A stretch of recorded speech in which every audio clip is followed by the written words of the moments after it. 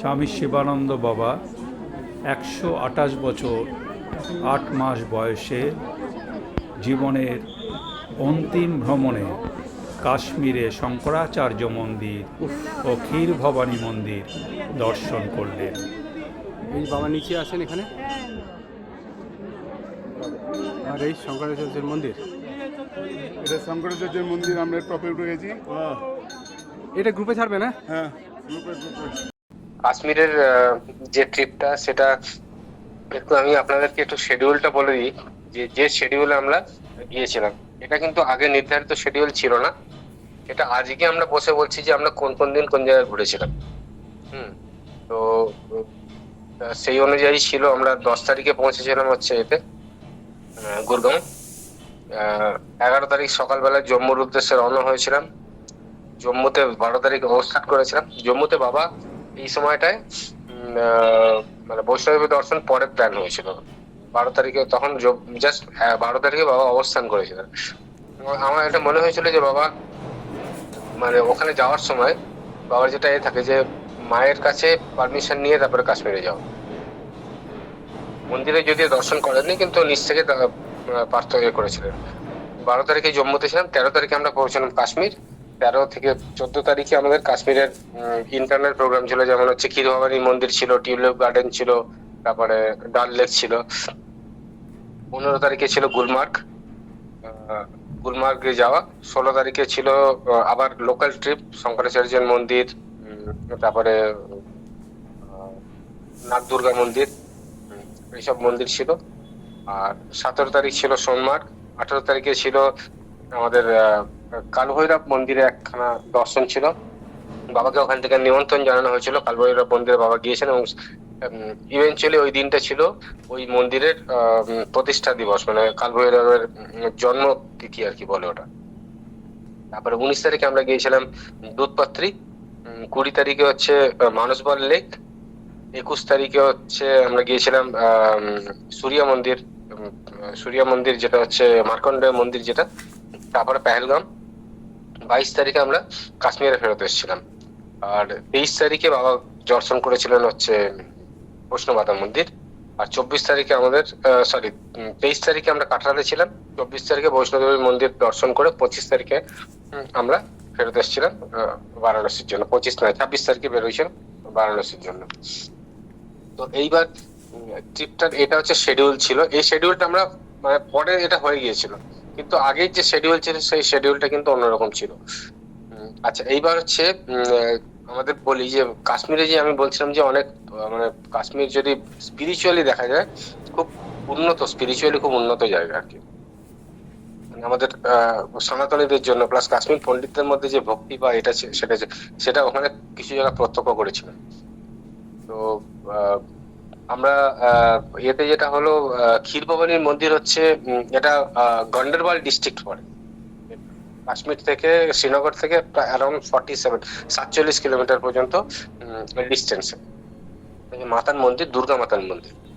আচ্ছা, এই মন্দিরটা বহু পুরনো। 1912 খ্রিস্টাব্দে এই মন্দিরটা হয়েছিল, প্রতিষ্ঠা হয়েছিল। আগের থেকেই ছিল এটা, কিন্তু ওই রাজা ওখানকার রাজা ওই প্রতিষ্ঠা করেছিলেন এবং তারপরে পরে এটা মহারাজ হরি সিং এটাকে করেছিলেন, সংস্কার করেছিলেন। এখানে থাকার ব্যবস্থা সব আছে এবং আমরা ভাবছিলাম যে মন্দির কিরকম হবে, কিন্তু ভেতরে মানে ওখানে যাওয়ার পর মন্দিরটা এত সুন্দর হলো, এত সুন্দর জায়গায়, এত সুন্দর ভাবে তৈরি করা। আর চারিদিকে হচ্ছে যে মানে পুলিশের ব্যারিকেড, মানে বোঝাই যায় যে খুব সুরক্ষিত ভাবে রাখা হয়েছে মন্দিরটাকে। আর এই যে মন্দিরের বিশেষত্ব হচ্ছে এর মধ্যে একখানা ন্যাচারাল স্প্রিং আছে। ন্যাচারাল স্প্রিং মানে জলের একখানা আছে, ন্যাচারালি জল আসে ওখানে।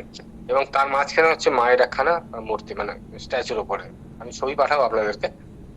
আর ওই যে জলের যে কালারটা, ওখানে লোকমুখ কথিত আছে, যারা বলে আর কি, যারা আমাদেরকে নিয়ে গিয়েছিলেন, যে রানা দিদি, এরা সব বলছিলেন যে এই যে জলটা মানে কাশ্মীরের আগাম কিরকম ঘটনা হতে যাচ্ছে সেই জলটার কালার অনুযায়ী সেটা ডিটারমাইন করে।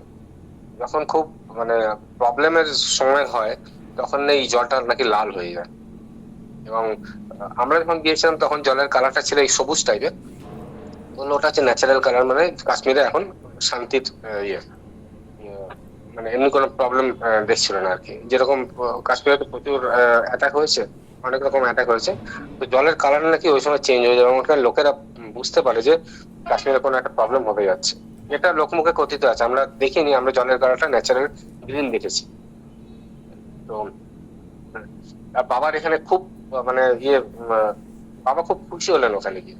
আমাদের ক্ষীর ভবানী মন্দিরের যাওয়ার পরে ওখানে মন্দিরের মধ্যে আমাদেরকে বসার ব্যবস্থা করা হলো। আর প্রচুর দর্শনার্থী ছিল, তারা সব মানে মন্দির দর্শন করছে, বাবাকে দর্শন করছে, বাবাকে প্রণাম করছে, মাতাকে প্রণাম করছে, তারপরে যাচ্ছে। এখানে যে ওখানকার যে কাশ্মীর পণ্ডিতরা আছে, তারা এই জলের মধ্যে ক্ষীর বিসর্জন করে মানে পবিত্রতার হিসাবে আর কি। তো সেই জন্য এই মন্দিরটার নাম হচ্ছে ক্ষীর ভবানী মন্দির, এটা আসল দুর্গার মন্দির। আর যেখানে আমাদের সেবার ব্যবস্থা হয়েছিল, এবং বাবার সঙ্গে আমরা যেখানেই যেতাম, মানে ভক্তের কোনো সেবার কোনো প্রবলেম হতো না, মানে যে যেরকম ভাবে চাইতেন সেরকম ভাবে হয়েছিল। এখানে একটা অদ্ভুত ঘটনা হয়েছিল, যেটা হচ্ছে যে বাবার জন্য সেবার একটা ব্যবস্থা করা হয়েছিল, আমাদের দুটো জায়গায় হয়েছিল, মানে অনেক ভক্ত ছিল, তো একটা জায়গায় হচ্ছিল না, দুটো জায়গায় ব্যবস্থা করা হয়েছিল। তো প্রথম এটাতে তারা বাবার খাওয়ার অনুযায়ী মানে সব সেদ্ধ, ভাত, আলু সেদ্ধ, তারপরে একটা খুব পাতলা ডাল, এরকম একটা বানিয়েছিল। এবং তার পাশের যে হোটেলটা ছিল, তার পাশের যে জায়গাটা ছিল মন্দিরের পাশে, সেখানে আবার তারা মানে কাশ্মীরি ডিশ বানিয়েছিল। তো আমরা বাবার সঙ্গে ছিলাম, ফলে আমরা সেদ্ধ আর খেয়েছি। এবং তার পাশে যারা ছিল তারা বললো, আরে আমি তো এইসব জিনিস খেলাম। আমি বললাম, দেখো এটা বাবার কৃপা, যে বাবা হয়তো তোমাদের কাশ্মীরি খাওয়ার ইচ্ছে ছিল, সেই জন্য কাশ্মীরি আলুরদম টালুরদম অনেক কিছু খাওয়ানোর ব্যবস্থা, সেবার ব্যবস্থা। যাই হোক, খুব সুন্দর সেবার ব্যবস্থা ওখানে সবার করছিল। এবং ওই মন্দিরে মানে সবার জন্য সেবার ব্যবস্থা থাকে, এবং নিঃশুল্ক থাকে মন্দিরের ভেতরেই। অনেকটা জায়গা জুড়ে থাকার ব্যবস্থা আছে। আমরা ওখানে গিয়ে এনকোয়ারি করলাম যে আমরা যদি এখানে আসি তোমাদের থাকার ব্যবস্থা হবে? হ্যাঁ, থাকার ব্যবস্থা হবে, এবং খুব নমিনাল চার্জে। তো আর জায়গাগুলো মানে কাশ্মীরের জায়গা তো আপনারা জানেনই, এটা হচ্ছে ভ্যালি, আর চারিদিকে পাহাড় দিয়ে ঘেরা। তো আমাদের আমরা যে গ্রামের মধ্যে দিয়ে গেলাম আর কি, কাশ্মীরের শ্রীনগরের পাশ দিয়ে যে গ্রামের মধ্যে দিয়ে যেতে হলো কিছুটা রাস্তা, অদ্ভুত সুন্দর, মনে হচ্ছে ছবিতে দেখছি গ্রাম। রাস্তাগুলো সুন্দর, পাশাপাশি যে জলের যে এগুলো আছে, জলের যে বিভিন্ন স্প্রিং এর যে জল নামছে আর কি, সব রাস্তার পাশ দিয়ে জল নামছে, পরিষ্কার জল। খুব একটা মানে খুব সুন্দর পরিবেশ, মানে এখানে মনেই হয় না যে আমরা একটা ইয়েতে আছি, মনে হচ্ছে না ইন্ডিয়ার বাইরে কোথাও আছি। চারিদিকে হলুদ হলুদ ক্ষেত, আর প্রচুর এখানে ভ্যালিতে প্রচুর কিন্তু ধান চাষ হয়। তো আমরা ওইখানে ঘোরা হলো পুরো ক্ষীর ভবানীর মন্দির। বাবাকে ওখানে প্রচুর ভক্ত দর্শন করতে এলেন, দর্শন করলেন ওখানে। দর্শন করার পরে আমরা বেরিয়ে এলাম। এবার বাবা বললেন যে না, আমি ফেরত যাবো, বাবা একটু বিশ্রাম নেওয়ার দরকার ছিল, কারণ একটা জার্নি হচ্ছিল। আমরা তখন গেলাম টিউলিপ গার্ডেন। তো মানে অসাধারণ সুন্দর জায়গা, এবং ওই সময়টাতে খোলা থাকে টিউলিপ গার্ডেন, খুব কম সময়ের জন্য খোলা থাকে। ওই সময়টাতে আমরা টিউলিপ গার্ডেন এনজয় করলাম। বাবা চলে গেলেন আমাদের জ্যেষ্ঠা মাতার মন্দিরের বিশ্রামের জন্য। আর ওখানেই লক্ষ্য করছেন যে বাবার মানে সকাল ভোরবেলার দিকটা খুব ঠান্ডা থাকে, তো ওই জন্য বাবার একটু কষ্ট হচ্ছে। ওই জন্য আমরা চেষ্টা করছিলাম যে বাবাকে যতটা সম্ভব কম ঘোরানো যায়। কিন্তু বাবা তো সকালবেলা মানে সন্ধ্যাবেলায় জিজ্ঞেস করতেন যে কোথায় যাওয়া হবে পরের দিন, এবং কোথায় যদি না যাওয়া হতো বাবার মন খারাপ হয়ে যেত। তো ওই জন্য আমাদেরকে নিয়ে যেতেই হতো। আর মন্দিরের যেখানে আমরা ছিলাম, জ্যেষ্ঠা মাতার মন্দিরটা একটু পাহাড়ের ওপরে, তো সেই জন্য এখানে গাড়ি স্ট্যান্ড ছিল, গাড়ি পার্কিং জায়গা ছিল, সেখান থেকে অনেকটা হেঁটে উঠতে হতো। তো ভক্তদের একটু কষ্ট হতো, বাবার জন্য গাড়ি একদম পর্যন্ত চলে যেত, কিন্তু তাও বাবার জন্য আমরা হুইল চেয়ার ইউজ করতাম ওখানে। এবং মানে যতটা সম্ভব ঘরটাকে গরম করে রাখা, হিটার চালিয়ে গরম করে রাখা। আর সেবার ব্যবস্থাটা যেখানে যেখানে সম্ভব হতো বাবার জন্য আমরা সকালবেলা করে নিয়ে বাবাকে সেবা করিয়ে বেরোতাম আর কি। এরকম একখানা দিনচর্যা ঠিক হয়েছিল।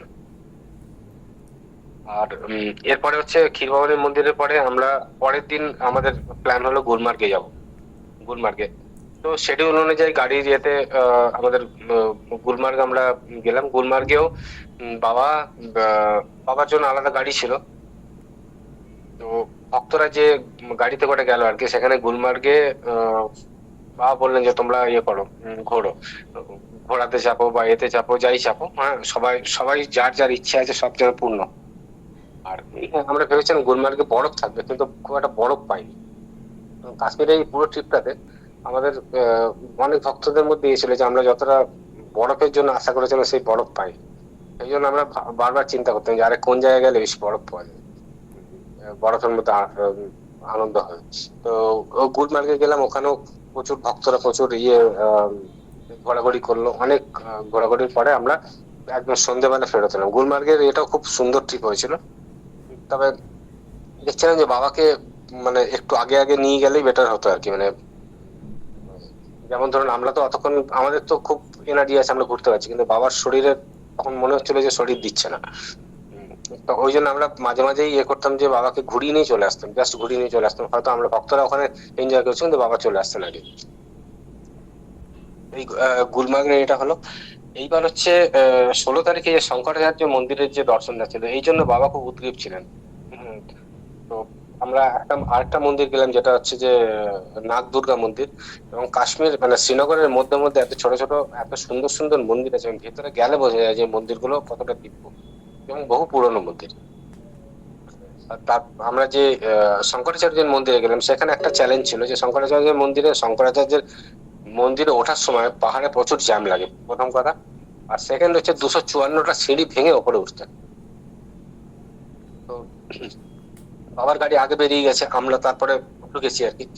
ঢোকার পরে এবার কি করব, ওখান থেকে 254টা সিঁড়ি নিতে হবে। তার আগে প্রচুর বড় লম্বা মানে জ্যাম, প্রায় 1.5 কিলোমিটার লম্বা জ্যাম। তো ভক্তরা সব হাঁটতে শুরু করলাম, আর বাবা তো আগেই উঠে গেছেন। ওখানে গিয়ে তখন বাবার কি মানে বাবার কি ছিল সেটা আমরা জানি না। ওপরে গিয়ে দেখি আমাদের একটা এসে যে 254টা সিঁড়ি, বাবা কি করে ওপরে উঠবেন?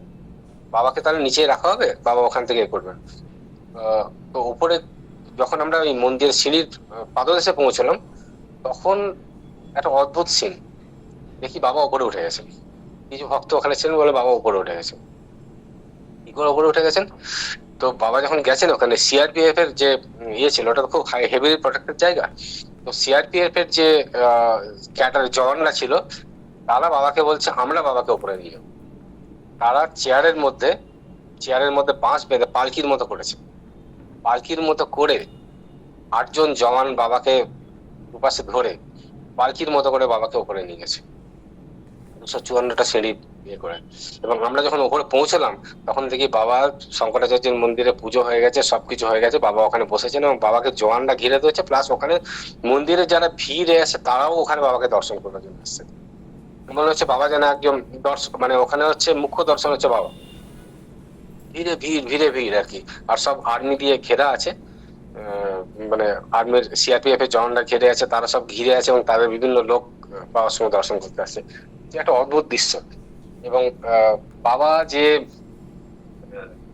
মানে বাবাকে যে এনারা নিয়ে গেছেন, বাবা যে কতটুকু এদের কৃতজ্ঞ, সেই কৃতজ্ঞতার জন্য ওনাদেরকে বাবা জিজ্ঞেস করেছেন এবং বললেন যে নামগুলো লেখো, কে কে ছিলেন এই গ্রুপটাতে। তো ওই সবার নাম লেখা হলো, মানে ওনাদের গ্রুপের যে হেড, তার থেকে শুরু করে সবার নাম লেখা হলো। বাবা বললেন নাম লিখে আনলেন। বাবা বলে এই নামটা লিখে রাখো, হ্যাঁ, আর এনারা আমাকে এত সাহায্য করেছেন। তো তখন আর কিছু বললেন না যে কি কি করা, মানে কিসের জন্য নামটা লিখলেন। সব নামটা বাবা লিখে নিলেন। আর আমরা শঙ্করাচার্যের মন্দিরে ওপরে গিয়ে মানে সেবার এত সুন্দর দর্শন হয়েছে শঙ্করাচার্যের মন্দিরে।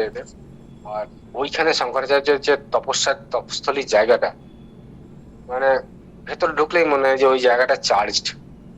ওই জায়গাটা মানে সাধারণ জায়গা না, শক্তি ঊর্জা অন্যরকম। তো সব ভক্তদের খুব ভালোভাবে হলো। এবং যাদের পায়ের প্রবলেম হয়েছে, অনেক বয়স্ক আমাদের সঙ্গে গিয়েছিলেন, তারা কিন্তু সবাই দর্শন করলেন, সবার দর্শন পায় বলো।